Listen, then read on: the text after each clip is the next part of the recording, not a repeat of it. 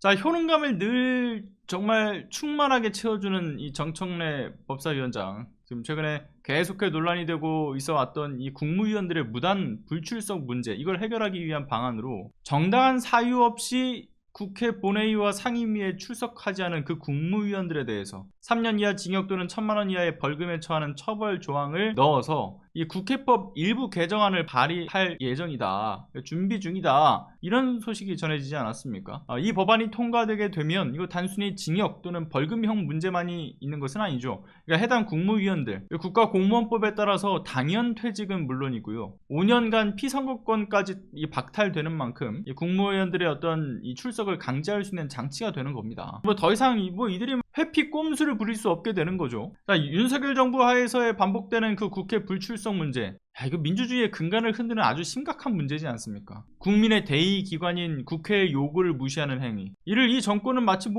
진짜 이 수업 시간에 무단 결근을 한 것인 거나, 또는 대인관계에 있어가지고 별로 중요하지 않았던 그런 약속된 일정을 취소하는 것 마냥 아주 가볍게 생각을 하고 있지 않습니까? 본회의나 이 상임위나 국회 요구에 따라서 출석해서 이 국민의 대리자인 국회의원의 질의에 성실하게 답변해야 되는 것, 이건 국무위원으로서 그 어떤 책무보다 가장 우선시돼야 되는 일인데도 불구하고 이 국회에 정당한 사유 없이 국회에 출석을 하지 않거나 국무위원을 또 대리할 어떤 정부위원조차 대리 출석시키지 않아서 이 질의의 기회를 제한받는 그런 비상식적인 일들이 반복되어 왔죠. 그래서 어떤 시간 벌기다, 의욕 덮기 꼼수다, 이런 비판이 있었던 것인데, 문제는 지금 제한할 규정이 없었다라는 것 자체만으로도 전 사실 충격적인 일이라고 봐요. 물론 이런 논의가 아예 없었던 것은 아니죠. 당장 21대 국회에서만 보더라도 앞서 말씀드린 것처럼 본회의나 상임위에서 이제 의결을 해가지고 국무위원 너 출석해 라고 이제 어떤 공식적으로 요구를 했을 때, 이에 대해서 뭔가의 정당한 어떤 사유 없이 이에 응하지 않는 경우, 현행 국회법상 이걸 제재할 수단이 없으니까 그걸 악용해서 심지어는 대리자조차 출석시키지 않고 국회를 무시하는 행위, 국민을 무시하는 행위, 이에 대해서 처벌을 하거나,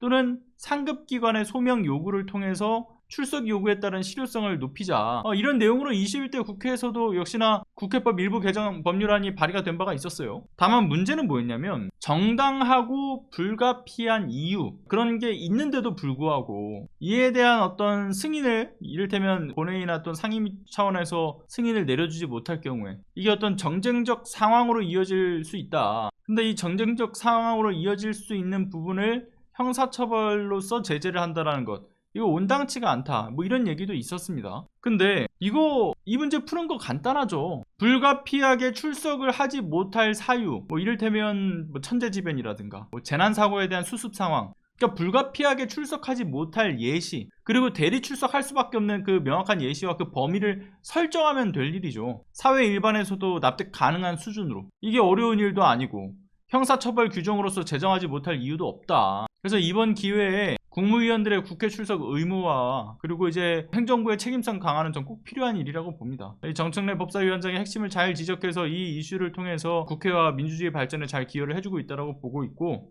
저는 적극 응원합니다. 관련된 법안 발의가 좀 조속히 이뤄지고 관련된 법이 좀 제정되기를 전 희망합니다.